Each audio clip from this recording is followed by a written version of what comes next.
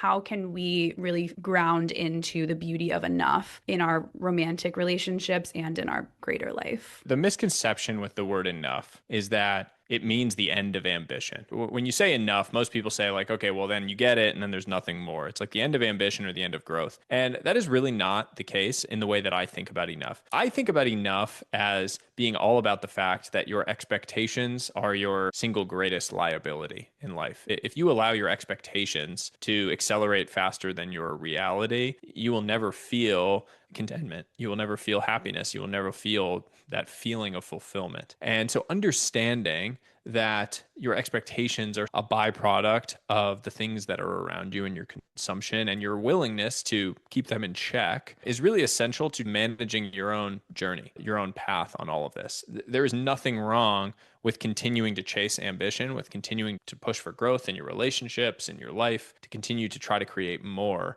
But it has to be grounded in the right reasons. I want to create more love and depth and connection with my wife and with my son, but it's not going to be about creating more money. When I talk about enough, I talk about the life that we are trying to all go and build, the impact we're trying to create, the purpose that we're trying to pursue. Part of enough for us is continuing to hopefully scale those things. Like, I want to grow in love with my wife until we die.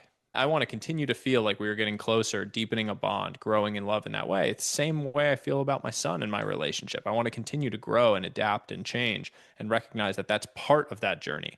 And that enough is much more of a dynamic concept as long as it's grounded in the right things and in the more meaningful things in life beyond just the money.